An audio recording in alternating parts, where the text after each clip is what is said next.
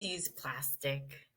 We're live! Hi, everyone. Welcome back to Chai Together. I am your host and founder, Pratima Day. You are tuning in for your cup of courage, hope, and inspiration today. So, on our platform, we use courage to showcase our stories, we use hope to overcome, and we use inspiration, which our community consists of. So, today I have with me my good friend, Herbie Mack. How are you feeling? I'm good. How are you feeling? Pretty great, and we match. I always energetically align with my friends or anybody who I have on as a guest, though. We're meant to be. It's meant to be Yes. here. Yes. What's on your background? World's greatest dad? Is that World what that says? Yes, world's greatest dad. It's one of the one of my buddies, pretty much my brother. He had gave that belt to me when my daughter was born. Oh, And wow. behind the scenes, like when you become a father, you're just like, man, I don't know if I'm built for this. I don't know if I could do this. I have no idea what I'm doing. And I was just putting in the hard work of, Herbie Mack and sharing my story publicly. But behind the scenes, as a father, I was questioning myself. And he's like, hey, don't worry about it. You're the world's greatest dad, man. You came this far. And those words meant a lot to me. I was like, thank you for that encouragement. And little did I know, he just got me this gift as a belt. And he's like, hey, anytime you have any doubt, remember, you're the world's greatest dad. And as a parent, I have those ups and downs like everyone when your kid, has that moment of breaking down. And I remind myself, like, hey, I'm the world's greatest dad. This is part of it. And, it's part of the journey. So it's something that I hold on to. It's a reminder why I go so hard when I share my story, why I love being vulnerable, because I know a lot of parents don't like to talk about them being overwhelmed or questioning their parenting skills. So something I hold on to. You know, Ruby, I'm about to wash away your joy right now because last night I was watching the greatest dad videos where they ask them like on the spot, "What's your child's birthday?" and they're like March, and the child's like September, and like not even that. The one dad had like five daughters, and he was like, I cannot tell you," and she was like, "Yesterday." He's like, "Oh yeah, yesterday." Like, Oh my goodness. yo, so basically that, and when they were told to choose mom or dad, like you have to save one parent, everybody chose mom. Oh, they tell me to their face, mom is their favorite. But So it's because fine. they were carried in her womb. But it's interesting because there was a comment that said a moment of silence for the people who answered correctly and didn't make it to the video. Anyway, I don't know. Yeah, it is so chill. So tell me about yourself. Well, more so for the viewers, but I actually want to hear too. So I am Herbie Mack. I am a suicide prevention specialist. Unfortunately, I attempted suicide multiple times, but I'm lucky to be blessed here. And I really decided to get into this journey due Yeah. to the experience that I had when I was at the behavioral health center, just being labeled as a number or just another one, uh, really sparked that, I guess, hero inside of me. And I decided to, heal.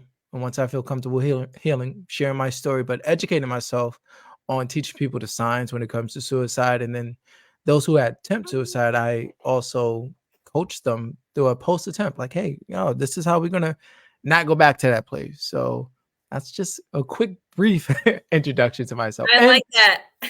I have so if many questions from just that quick brief, knowing me. Excuse me. But so do you create a relapse prevention plan specifically, or is it like a training that you took, or like tell me more about that? yeah, so because everyone is so different, I took up multiple trainings, Hmm. just because I want to make sure I'm not putting everyone in that same box. So I have multiple prevention plans, multiple plans where you keep them safe, and then from that, depending on what their needs or where they're at, I meet them where they are, and then I take them to where they need to go. Wow. I like that. So tell me about some of the results. Like, or some things that your clients have said, like how has it helped them, you feel? There was one probably a couple of months ago. The guy was really, I could tell his behavior was changing. He Mhm. was, he was a former alcoholic. And one day I just smelled something on him, and I was like, hey, are you thinking about suicide? And he Mhm. was like, yes. So, probably 2 hours we had a conversation. And not to say like I talked him out of it, but I showed him, dude, if anybody can relate to you, it's me. Like I've been there. And then from there we came up with a plan to not only keep him safe for that moment, but then we came up with a plan that can help him out long term. And long term, not like a 5-year plan. It was like, hey, in three Yeah. months from now, yeah, like, hey, in 3 months from now, we're gonna do this. And he was very, I don't want to say timid, but he was like, I don't know. I don't know. Like, I think it'd be easier if I, take my life. And I'm just like, no, it's not, dude. I'm gonna be hurt by it. And in that 3 month plan that we came up with, he was able to knock every goal that he wanted.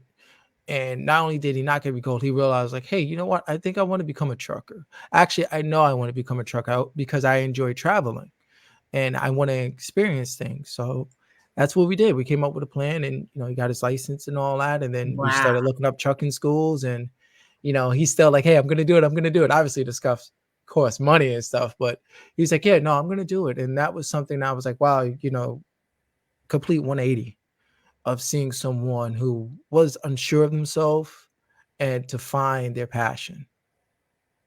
This goes greatly into my next question because I was going to ask, when it comes to change, like, do you believe that change of environment is a big factor? Because I know it was a big factor for me when it came to suicidal tendencies.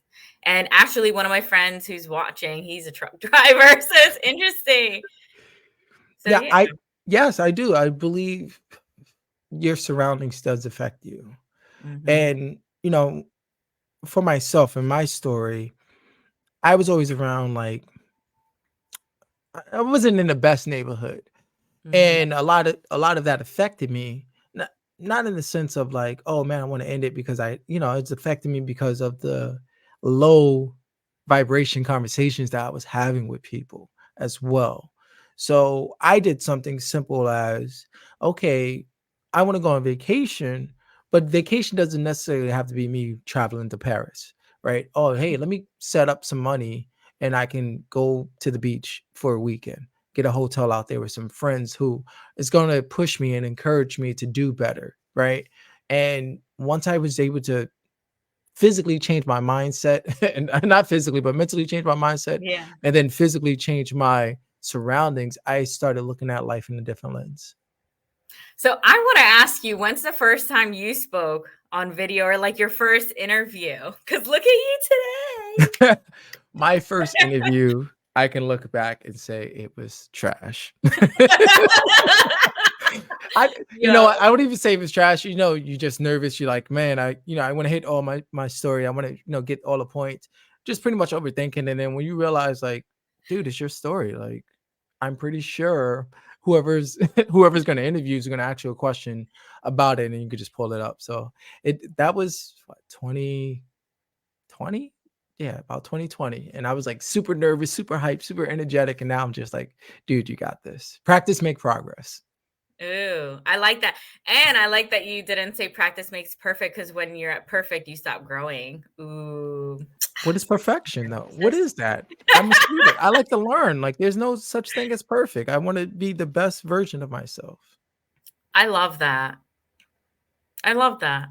So regarding, I want to go back to regarding the trainings for like suicide prevention. What companies or organizations like can you share that you know of that help with this? Yeah, so I don't talk about this out loud. I should. I really should.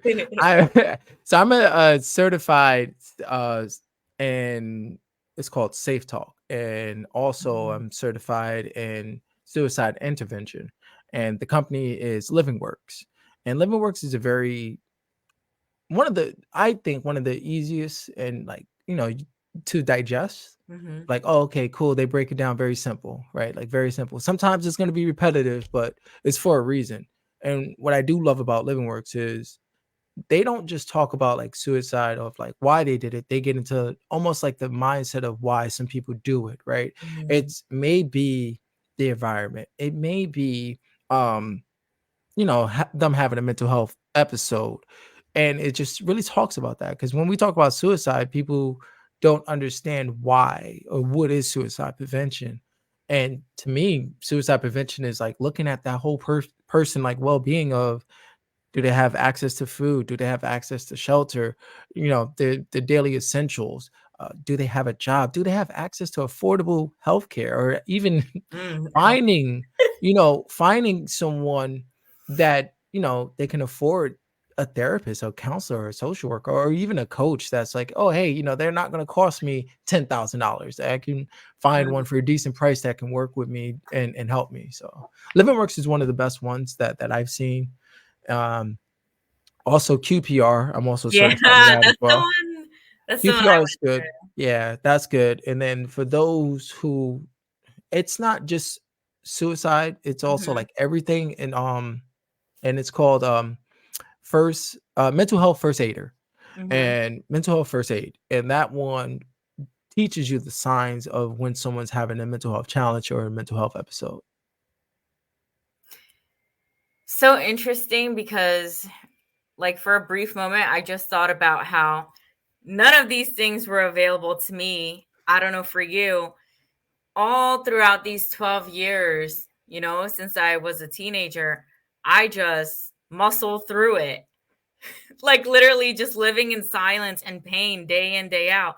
Isn't it incredible how much pain, like we can't even measure, like to where it feels unbearable, yet a human being can keep living on day in, day out, just dragging their feet. So for you, what was that like? Did it feel like that? Oh yes. Yes, it was horrible. For myself, I was numb to a lot of things. And when I started feeling my emotions, I just say, hey, let me get my bottle of Hennessy, let me get my bottle of Patron, right? Because I don't want to feel this hurt. I don't want to feel this pain. And I didn't have the proper I didn't have the proper tools to learn how to acknowledge the pain, and not in the sense of like, man, I want to harm myself, or just of, hey, let me express myself. No one had that conversation. It was just like, dude, if you feel hurt, if you feel something, take the shot of him, right? Take the shot of Patron. And that's definitely not healthy. And for myself, it was like, yeah, the hurt went away. But when I was home by myself, people didn't see the punching the walls, the flipping the table, the raids of emotions that I was going through. It was like it's horrible. I'm glad I'm not that person anymore, because I sat down and developed coping strategies that I can Mm. use, my toolbox, whether it's writing, whether it's voice note, coloring, going outside just for 15 minutes, getting some fresh air, jamming out to some music and singing off key, you know, uh, that actually helped. And having these conversations with people, you see like, oh, okay, let's work on your emotional intelligence, let's work on your coping skills, because right now what you're saying and what you're displaying is alcohol or whatever substance of your choice is the way you cope, and that's not healthy. How empathetic do you feel you were in the beginning compared to now when you can't save somebody? I never I don't feel I don't really I don't view it like that. Mhm. It's one of those things. It's like if when a doctor works on a patient and they try everything to save that person and unfortunately it Mhm. didn't work out. That's similar to the mindset I have. Is like, man, I try to help them out, try to provide resources, try to reach out to them, try to do everything I can. And in this type of field, you have to understand that you may not help everyone. So Mhm. that's the mindset. Like, even though I have great intentions to help everyone and I want Mhm. to, the reality is I may not be able to help everyone. So that's the mindset that I always keep.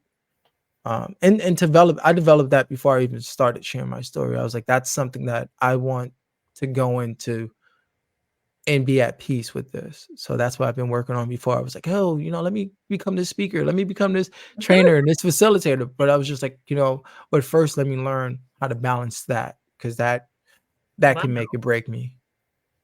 That's pretty fascinating that you were aware of those things before even starting.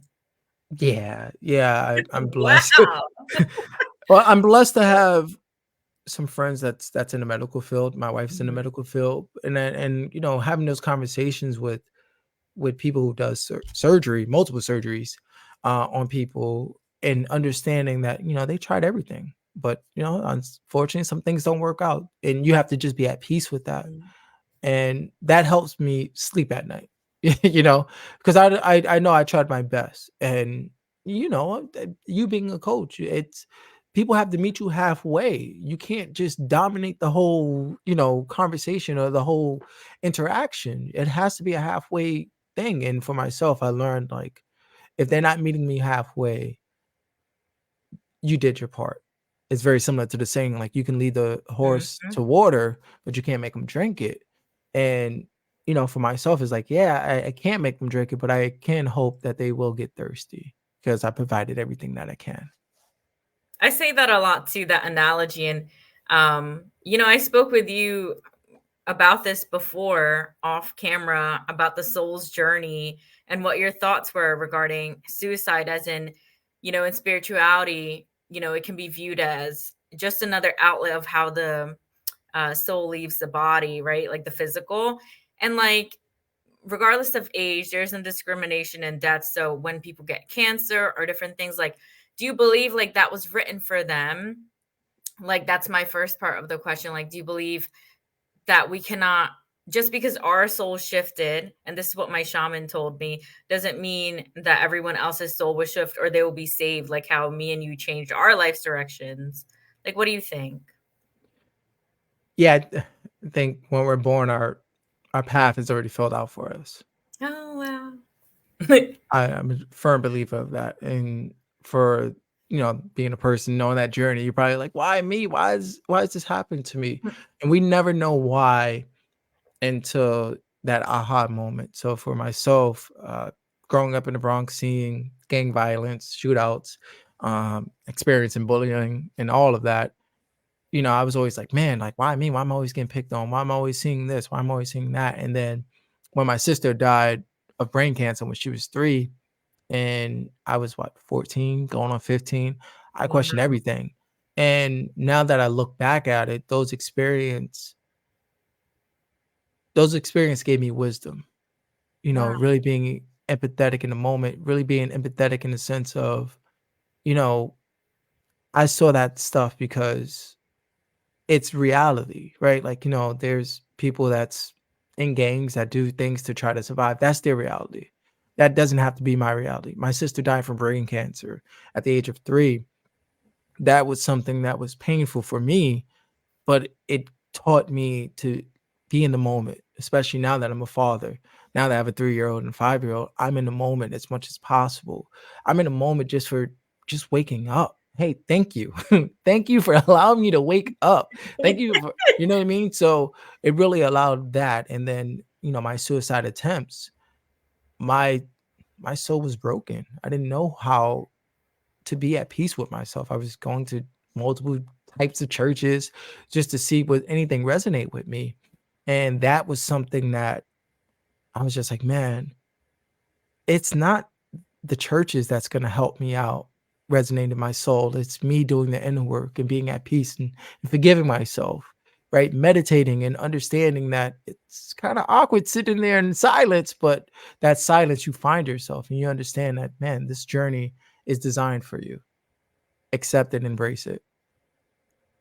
Wow, that's so nicely said. I didn't know that about your sister. I don't think I did. And just wow, just so beautifully said. Have you written a book Huh? or not Uh, yet? no, I haven't. I haven't. He That's said, on my bucket list. Huh? No, I get asked that a lot. Like, "Hey, where's your book at?" And, as of now, that's on the back burner. I'm working on a course, to be honest with you. So I'm working on a suicide prevention course that is efficient when it comes to time management. Most of the companies that have reached out to me, they're like a 4-hour training, and they're like, "Hey, that's too Mhm, long." So I'm coming up with something that's, I wanna say about an hour and a half, 2 hours, where mhm. I give you the points and the details. So that's what I'm focused on. Once I finish that, then I will sit down and start writing a book. Congrats. Thank And you. quickly, I want you to tell us about your outfit because I really like it. Is that a dashiki? Yeah, yeah, it's a dashiki and, Culturally grounded. yes, it's a dashiki, and I wear my head wraps. I really got inspired by, pretty much like the Palestinians. I was like, "Man, I love how they wear these wraps." Mhm. And my family and I, we went to Ghana, And I always was one. Don't judge me. I always used to wear either like dashikis or Hawaiian shirts. I don't know, just something about them, or like blank tees.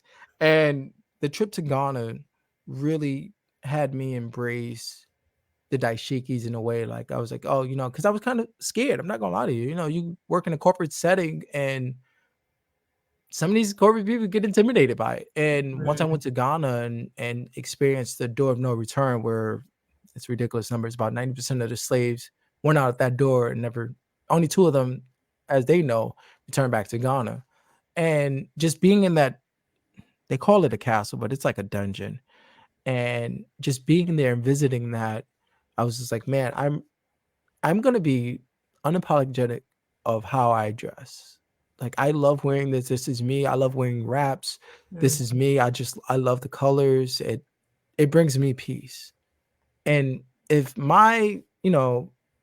if it brings me peace, why am I so worried about other people and them not being at peace based off of my appearance? So I'm not gonna let my appearance on how other people insecurities is going to be like, oh man, he's doing like that. No, this is me. Either you're going to love me or you're not. At this stage of my life, I don't care. I'm more comfortable being at peace with myself and my appearance and how I am than trying to please others.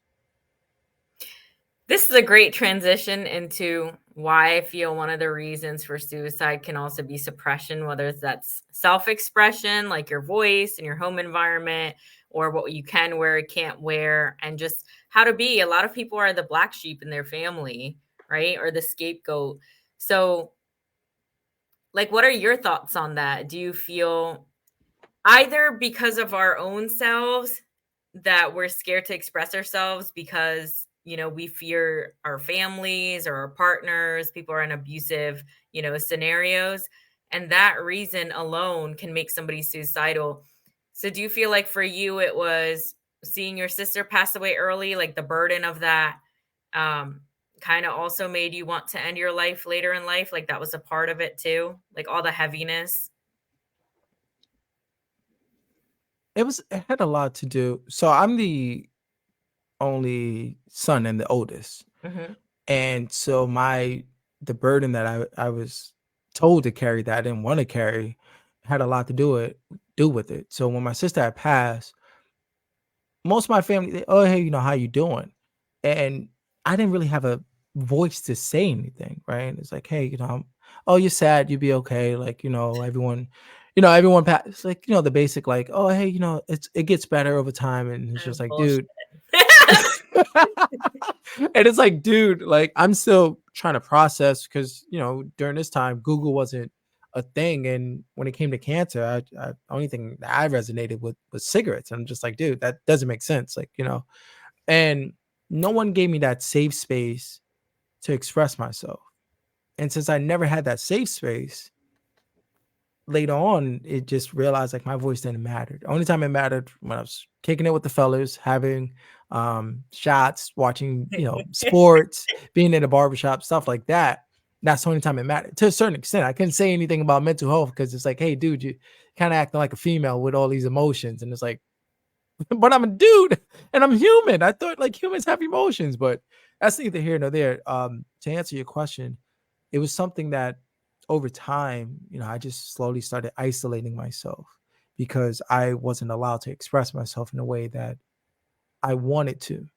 And with that, when I look at some of the people's stories, it's a turning event, some sort of event that affects it, whether it's someone that's passed, financial, hey, I lost a job, I lost a great job, I don't know, Mhm.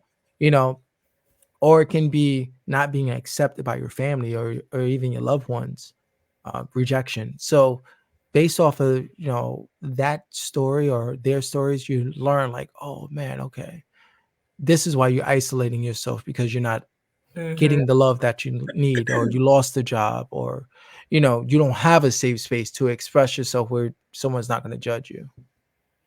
I feel not being loved is the answer to everything, like love is. So I feel like for me, that was it, like being deprived of love. And then as I got older, I looked for love and fulfillment in guys that didn't serve me well, and romantically, to fill a void that I didn't receive from my family. Even my friends, I would treat them, with luxurious gifts, the kind of relationship I would want with my family. I didn't have, and those friends had their own families. So it was never balancing out. And I always felt depressed about it, and I would cry a lot that why is my love not received well? But that's because it was in the wrong place. Like I was giving, to I just needed a lot of healing. And I just feel when it comes to, I feel like the solution is simple. Like, I don't know if you ever watched any, there's a monk, I believe he has this TED talk, I forget his name, but he talks about how life is just so simple. Like, for example, like I've lived in Thailand, I've been to Japan, coming from India and have been to Laos and all over the States as well. When I think about it, it's only here, like here in the States and like the state I live in, where I feel, just from my experience, that a lot of people are unhappy, but it's fear why they don't change their life, like pack and move somewhere else, or because they have, debt or like kids and things. But what I'm saying is the answer is so simple. Like you can change your life in a day or in a few hours. You could choose to take a flight somewhere else. Like what's your input on that? Because people, I feel like, spend so much time complaining and dreading the life that they have, thinking that this is it. Like they can't leave. They have the 401k or these are all excuses to stop yourself. So you're never going to get any change unless you change. What? Oh man, you touched on so much stuff. I'm I like, know, but it's just so, no, like well, really get into the talk of it. Like it really is just so easy. Like if I want it today, yeah. right? If I declared that I want to go back to Thailand and just teach, I can do that for the rest of my life, actually, like as just what I do, like, and live in nature just like that. Like people do it all the time. It's just a decision, and decisions like this to be made, and successful people make decisions quickly. It's only, Yep. I feel like the others who are not used to being go-getters and all that stuff don't, Well, their own mental health. there's so much to unpack there. You know, I So because much to myself. me, Herbie.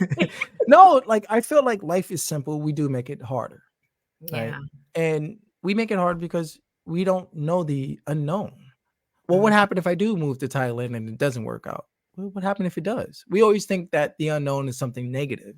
So Right. we're so used to being comfortable in our space of, man, I'm so used to doing this. I know this. I know I have to be at work at 9. I know I get off at 5. I know I'll be home by 6:30. Dinner will be made. Like they're so Ew. used to the routine. Like that's what it is. It's Horrible.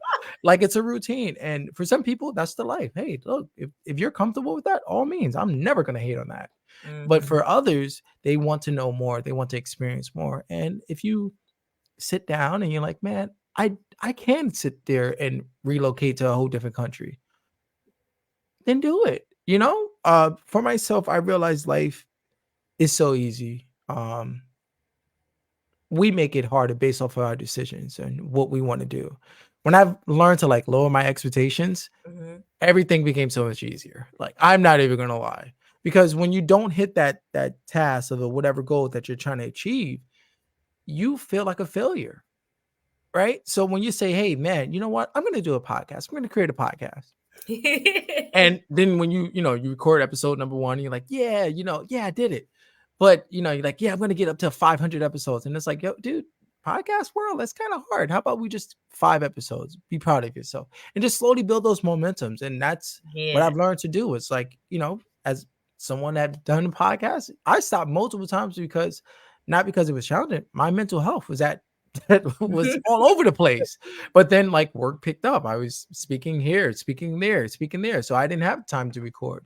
So when I lowered that expectation of, hey man, I'm gonna put out one episode, I'm gonna put out another episode, and just slowly just have those low expectations. And now I'm like at episode, I think 49, about to be 50. So just really just keeping it simple and just like, man, I'm just one episode at a time. Whatever number happens, happens, you know.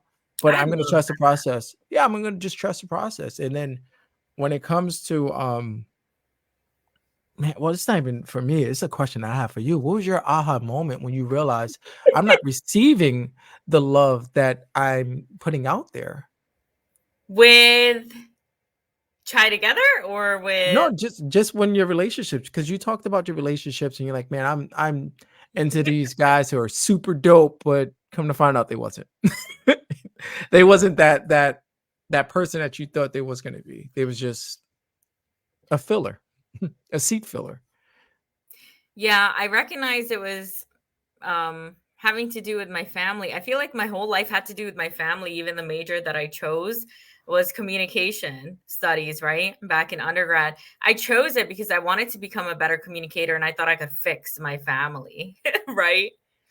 But that wasn't the case. So everything I've done so far is honestly to heal myself. Everything that I do, even on a daily basis, the kind of jobs I've done and counseling and all, everything is for myself and also to help other people. But if I hadn't gone through what I hadn't gone through, I wouldn't be here again. Like after a year, I'm doing this show with you. So it's really cool. And I feel like I'm coming from a more place of love, like less anger, more calmness. Like I'm turning 31. And it's like before I feel when I did this show, I feel like it was my younger self because it was, you know, and my hair wasn't as long and I was in a different place in life. Today, I feel I'm more of in a calm state. And I'm like you, where it's like, okay, I can do this one thing first and then see from there. Like, I've really slowed down and I don't care about anything else. As in, I've come to a place where even today, like, this is happening because I slowed down and then I chose to do this one thing. You know, yeah, like, I don't care in the sense of I know that where my path is leading me, like I'm going to get there at my own pace. And all the social media noise, I've literally just cleaned out. So, and all the hype and everything, I'm not about that. People talk about slow living, but I'm actually slow living, especially if you go and live in Asia. You may be more slow living. So I don't care for talking about it. I just like to be that way.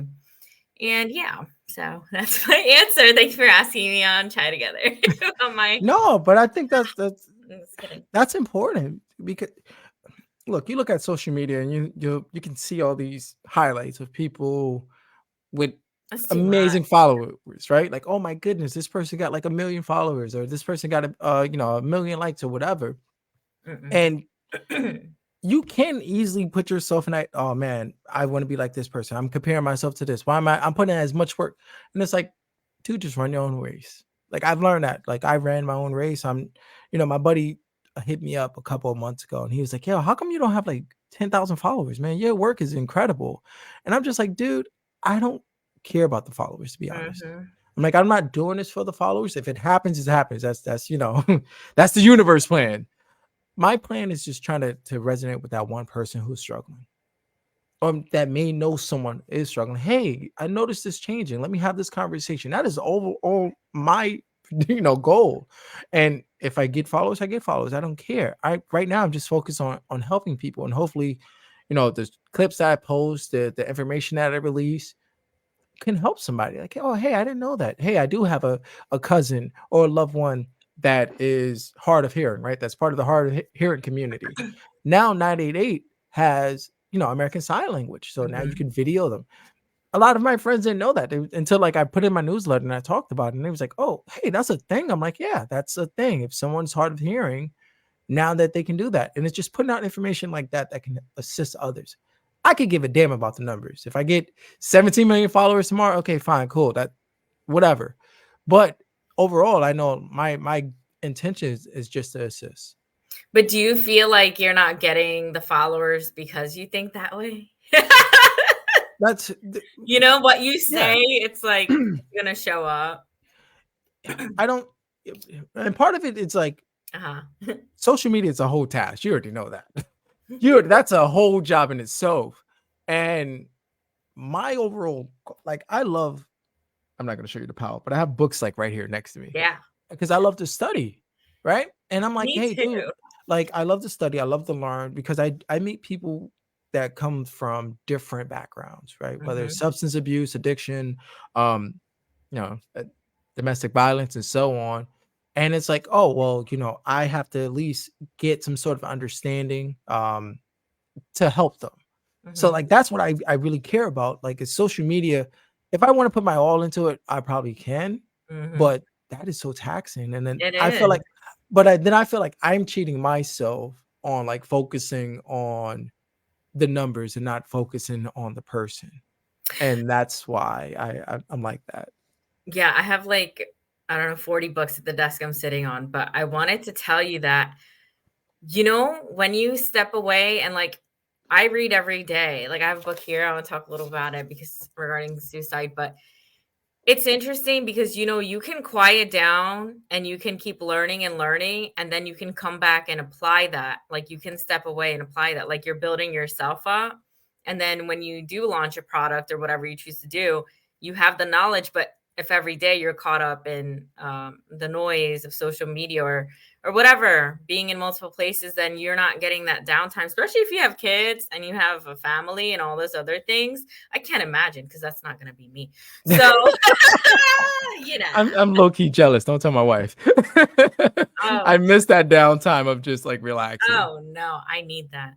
But yeah, like point being, what I'm saying is you can still win. Like what is it? The turtle and the hare, right? Mhm. Right? And it's like I love turtles. I am a turtle. Like, and I was always told like that I'm too slow and all this, by family, like as in like I don't do things quickly, but my intelligence and my world knowledge and it's like, like to be frank, I could shit on somebody like just verbally. I could verbally school you in 2 seconds. And like, I'm that kind of person where like you could be talking at me, like going off, and I'll just stand there and just stand there, like in peace, because it's who I am. And you're Yeah. showing me your class, and my class is just No, like, I agree. I have people. and it's actually called fogging. It's actually called fogging in domestic violence when I was a counselor. It's like you're letting the person do their rant and then you can like just walk away. But I feel like everything has strategy and sometimes that's not even doable. I feel like for me, it's like I would be like, either I would just go without saying anything, but I'm not gonna stand there and have somebody, deflect all their emotions onto me in a negative way, project onto me. Um, but yeah, did you want to say anything before I move on to Oh, this? no, no, I'm glad you no, I just okay, real quick. Add somebody in my DMs. Um, Oh, snap, this wife know. had somebody in my DMs, and they was, I guess, trying to belittle me or whatever. And it was like it was like it was so many paragraphs. And I read it, and it was just That's like, too well, long. I would not what read gives you that. the right to talk about suicide and all this, like you're not a therapist and all of that. What? And I just like looked at it, and I'm very similar to you. I could have entertained it. And I guess the person wanted some sort of feedback, and I just type red I love and that. I just love delete it. And I like that you brought this up because I was speaking to a good friend of mine who was former psychologist and trained in multiple things like EMDR and all of that. Now she's a women's coach and holds retreats in Bali.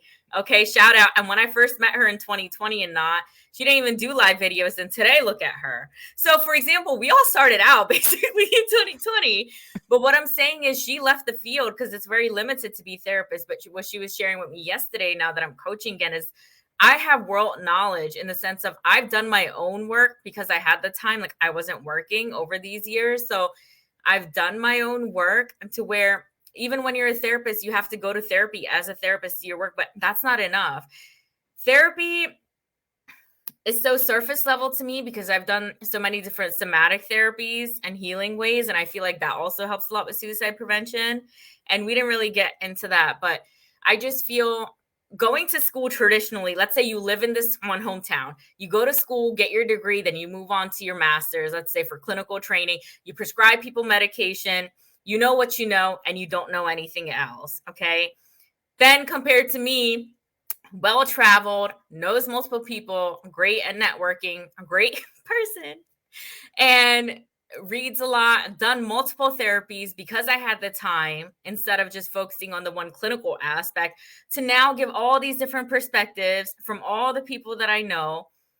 And so, if someone were to say that, you're not a therapist, well, it's like, I know who I am. And just because someone doesn't have the degree or something and all of that stuff isn't even efficient, okay? It's outdated and it's not really what heals people. What heals people is the actual somatic healing methodologies and doing the actual work and knowing about the different healing things, which they don't teach you in school, okay?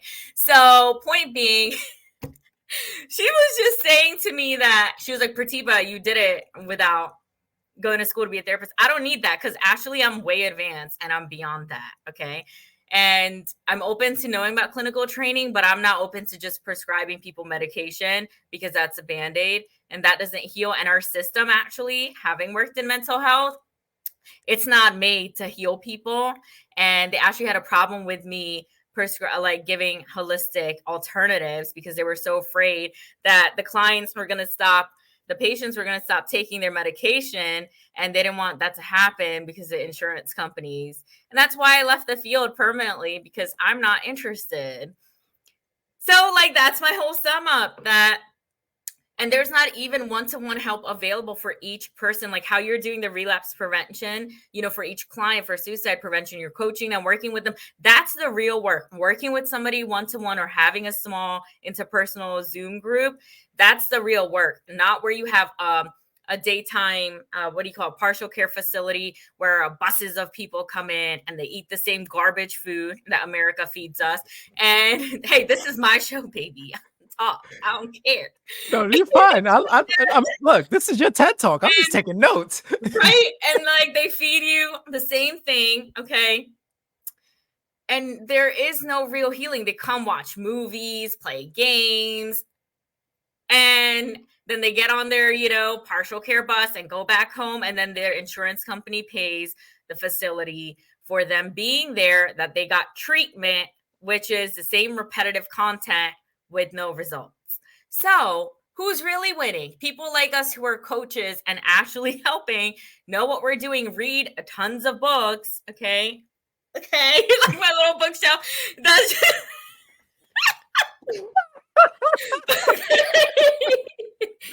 okay, I got like so many. Like, there's like 44 here, and then I have more. This is my downside. Yes. But anyway, that's my whole sum up, It's ignorance. That's my answer. Answer is ignorance.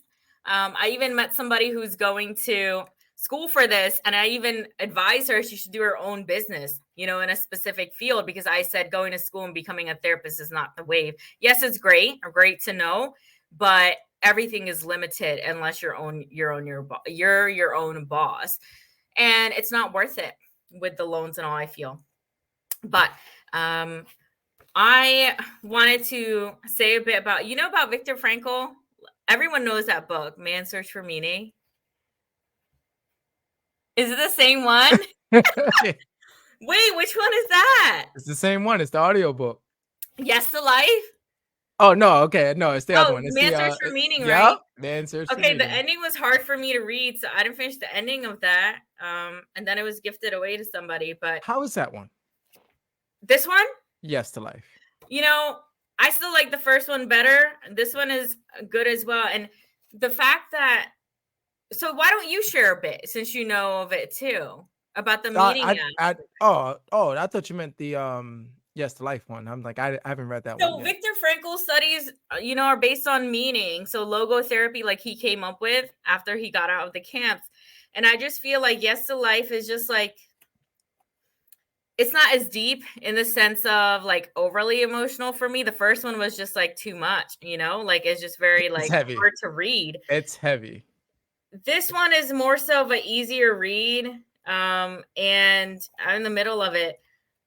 But this talks, more so about suicide. And I had the pages folded here. And it's a moment of silence. It's always good. Silence is good. See, okay, so suicide, he wrote, is never able to solve a problem. And I really do believe that that's really it. It's like, because people are usually in pain, but it's not that they choose to be that way. It's whatever life throws at them. So that's how he named it. You know, your inability to solve a problem, and then the person wants to um, leave this life, and the despair that comes into suicide. And he said, so firstly, suicide can be a consequence of not primarily mental, but of a physical bodily state. Yeah, he goes into different things, but so this book, okay, this one is more so about suicide related. Okay. Like it more so speaks on suicide um as like part of the book. Then the first one was really his life story. This one's more so about suicide. Okay. Um, yeah, no, I Fighting a love that. losing battle. Yeah, it says all different things pertaining to just No, I love that breakdown and it's killing simple. yourself. Had a conversation with like one of my good friends, and as we was talking, sharing each other's stories, and so he had mentioned something that I was like, that's another way of viewing it. Uh-huh. He felt like, during his attempts that he didn't belong here. Great topic. Go ahead, because I can't wait to get into that. We got Oh, I need to 46 take a picture of minutes. that. She's Oh, what? It's 46 minutes. Yo, I need a whole panel. Like, I need my own show that goes on for like 12 hours. So he had Oh my mentioned this, God. and I love how he mentioned it because it was at some point I felt like that. He had mentioned that he felt like he was out of place. We look at social media, we look at Oh. s- I'm gonna just use social media, but we look at social media and you see how many people are materialistic, right? Like, oh man, I need to Mhm. have a Birkin bag, I need to have a Chanel bag, I need to have, this type of car. This is a $26 candle. Oh my goodness. Anyway, here's some sage to cleanse your energies. I have my sage right here. Here's the fucking iPhone 14. And and Yeah. when we was having a conversation, I was just like, yeah, it sucks because I was never one to say like, oh man, I'm gonna go buy a Louis Vuitton jacket or anything like that. Mhm. To me, that doesn't matter. But to someone, like if you're single and you're trying to connect with it with a woman, and you're like, oh man, she looks amazing, and she may just judge you based off your appearance, Hell based yeah. off the material, like, my man is just wearing a white tee and Yo. some jeans from Target and some sneakers I don't even know what they are. Not realizing like, hey, maybe he might be great at investing and he doesn't care about Mhm. materialistic Mhm. stuff. And so that conversation, he's just saying that he felt so out of place because everyone was so into the celebrity gossip, which he didn't care about. Everyone was into man trying to keep up with the Joneses, which he didn't really care about. It was like the woman that he was coming across was just like, hey, you don't have this, this, and this, so therefore we Hmm. ain't messing around with each other. Wow. And it was just like, for that, I'm like, yo, I can understand why you feel like that. Wow. When you're in a world when you watch movies or you're into certain movies, you're into certain things that I don't I'm not really fascinated with Kevin Hart does. I'm not really fascinated Yeah, with me either. the Kardashian, with the Kim K, and I'm not dude, that's their life. But for someone that's they love talking about celebrities or they love to know Ugh. the scoops. And he was just saying that he felt out of place. And the conversation that he was having with certain people, he was just like, man, I don't belong here. And I was like, you know what? At some point, one of my attempts, that's how I felt, was like, I don't belong here. Yeah. Everyone is so locked in on everything else, and I don't belong here because I'm locked in on myself. And does that make me a weirdo? Does that make me a weirdo that I like to sit down and watch don't judge me, Teenage Mutant Ninja Turtles or anything like that? Like, no. You know what I mean? Like, like I like to because sometimes, I love to watch movies that make you think. And then Yeah. there's sometimes when, I just want to be entertained. Look, I just want to watch Yeah. something that not gonna make me think or whatever. Mm-hmm. And some of the conversations that when I was single, I was having with so many females, I was like, yo, dude, this ain't gonna work. Like, I'm just gonna stop you from here. Like, I understand you're attracted to the physical. I'm attracted to your physical, but at this point, I don't got the energy to lie to you. This ain't gonna work. Grandpa Like, that's Herbie. it. Grandpa Herbie. No, No, that's great. it was what was it? It was Interstellar. Interstellar, like the movie that came out, and I was talking to one of my buddies about it, and I was like, man, I was very fascinated about it. And this girl that showed some interest to me during this time was talking about something with Beyonce and Rihanna, and I was just like, Please I stop this now. yeah, I was like, I don't really care, like, and then she's like, oh well, what is your like favorite movie or whatever, and I was like, oh, I don't know, I gotta like sit down and think about it, and she was like, her favorite movie was it was Please one of those stop. like yeah, it was a horrible movie, and I was just like, oh okay, I was like, what books do you like to read, and it was just like, oh no, I don't really read books, I just like watching movies, and I was just like, oh okay, this ain't gonna work, I'm sorry. Yeah, like I'm not in that space anymore.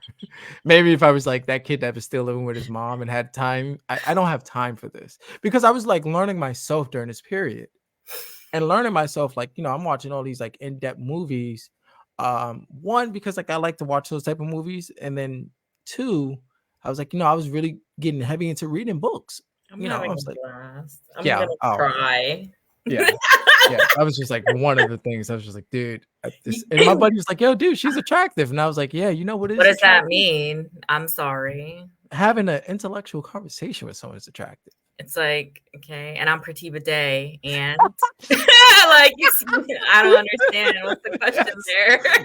Yeah, it was like, yeah.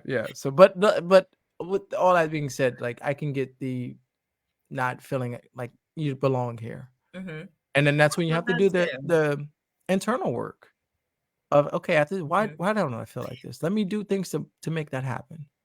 So, are you open to me schooling you real quick? Ooh, girl, I got Okay, my about the notepad word, and everything. about the term female. So, when I worked in domestic violence prevention, that's when I learned that it's men and women. Not that I ever spoke, said females, but that's actually the incorrect way to address women, because females, I wish, my former friend Andre was here to explain this because he would explain it so well. But it's almost like derogatory. Like it's as if they're inferior, females. Like it's male, female, okay, but it's men and women. So when we ran, men's group for domestic violence, they would say, well, this female and that B word and that. So we just stay away from female. And like Okay. whenever I hear grown men say, call a woman female, that just tells me a lot right there. Like that just, about their background or the area they probably came from, and it's like, that's not how you address women. So that's something I remembered, and I really need to have that information. So I could tell you how he No, said no, it. But yeah. no, females is the incorrect way to address women. It's Okay. So I women. use the term women because I still Yeah, address women. men as males. Probably, I don't know, probably because I was always I don't know. That's just how I Yeah, address males. I think so. You mentioned Kevin Hart, right? And after working in domestic violence prevention, Kevin Hart was no longer funny to me. And they had told me that he no longer would because he makes a lot of domestic violence jokes. After you work in such a heavy field, things aren't funny anymore. You know what I Mhm. mean? It's crazy.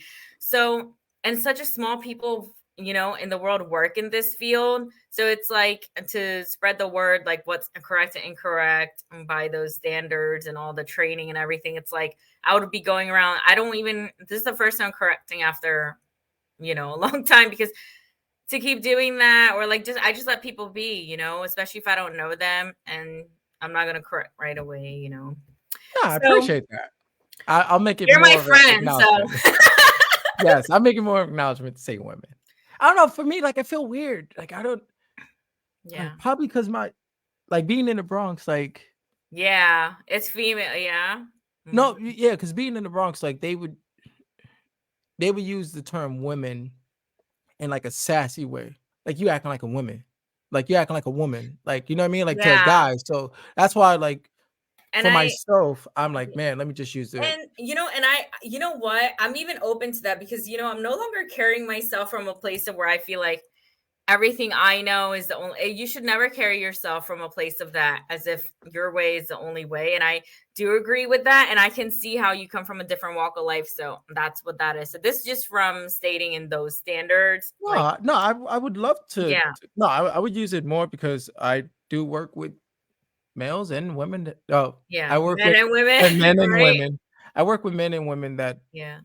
that been in a domestic violence situation. So yeah, no, I Because appreciate I that. wonder how many women, I've never been addressed as a female, not even once. Like, I don't remember anyone ever saying, hey, female, or not even hey, female, but just like as just calling me female, like there was like that woman or miss, or I think it's just the area you come from, or but what I'm saying is like I am open to understanding that everyone has different walks of life, and that even with the term namaste, I've come to learn.